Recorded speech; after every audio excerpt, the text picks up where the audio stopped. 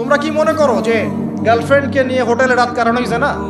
তুমি যে তার হাত ধরে ঘুরছো এটাও জানা, তুমি তার সাথে কফি খাচ্ছ এটাও জানা করছো, তুমি নোট এক্সচেঞ্জ করতে গিয়ে ওর সাথে যে প্রেমের লেটার্স এই করছো এটা জানা করছো, রাত্রেবেলা রাত জেগে কথা বলছো জানা করছো, তুমি ওর দিকে খারাপ নজরে তাকাচ্ছ জানা করছো, তুমি ওর সাথে যা যা করছো সবই জানা হচ্ছে। আর আমরা তো এখন এটাকে ফ্যাশন মনে করি। আমরা মনে করি যে ছেলে মেয়ে একসাথে পড়বে, কোনো সমস্যা নাই, কোনো সমস্যা, এটা এগিয়ে যাওয়ার যুগ। এটা এখন কি নিজের ইজ্জত সম্ভ্রম বিসর্জন দিয়ে এগিয়ে যেতে হবে? আমরা দেখছি, কয়েকদিন আগে দেখলাম একটা বিখ্যাত একটা কলেজের কথা দেখলাম, যেখানকার মেয়েদেরকে যৌন কাজে বাধ্য করা হচ্ছে। ইজ্জত বিক্রি করে কি অর্জন করতে যাচ্ছ তোমরা? নিজের ইজ্জত বিক্রি করে কিসের সার্টিফিকেট অর্জন করতে যাচ্ছ তোমরা? সুবহানাল্লাহ। আর এখনকার জরিপ ভয়াবহ। এখন অ্যাডাল্ট ছেলেদের মধ্যে 10 জনের মধ্যে 5 জন বিয়ের আগেই যৌন সম্পর্ক করেছেন। দেড়হারসে আপনারা জানা করছেন, গার্লফ্রেন্ড বয়ফ্রেন্ড অ্যাফেয়ার্সে যাচ্ছেন, ঠিক আছে, পতিতালয়ে যাচ্ছেন। এখনকার স্কুলের ছেলেদেরকে ধরলে ব্যাগের মধ্যে কন্ডম পাওয়া যাচ্ছে। সুবহানাল্লাহ।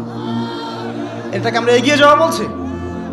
অথচ যদি প্রাপ্তবয়স্ক, গভর্নমেন্টের আইনে কি আছে, 21 বছর না ছেলেদের? 21 বছর। আর মেয়েদের কত?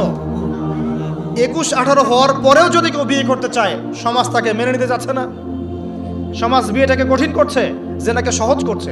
যত বেশি বিয়েকে কঠিন করবেন জেনা তত বাড়তে থাকবে। আর বিয়ের সময় দেখা যায়, মনে হয় যে মেয়ের বাবা মেয়েকে বিক্রি করছে, আর ছেলের বাবা হচ্ছে একটা মেয়ে কিনছে। মেয়ে বিক্রি করার সময় মোহর দিচ্ছে 10 লাখ 15-20 লাখ, ম্যাডাম মেয়েটাকে বিক্রি করা হচ্ছে। আর ছেলে যে যৌতুক নিবে এবারে নিচ্ছে 10 লাখ 20 লাখ যৌতুক নিচ্ছে এখান থেকে।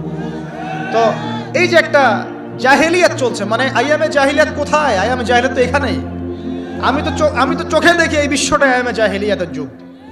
কে বলেছে যে আবু জাহেলের যুগটাই আইয়ামে জাহিলিয়াত ছিল? আইয়ামে জাহিলিয়াতে শিরক ছিল, এখনকার বিশ্বে রন্ধ্রে রন্ধ্রে শিরক আছে। আইয়ামে জাহিলিয়াতের মধ্যে সুদ ছিল, সুদ, এখন সারা বিশ্বের রন্ধ্রে রন্ধ্রে সুদ। আইয়ামে জাহিলিয়াতে মাদক ছিল, মাদক, এখনকার দেখেন এই যে বর্ডার এলাকা না, এগুলা দেখবেন বর্ডার এলাকায় মাদক দিয়ে ভর্তি।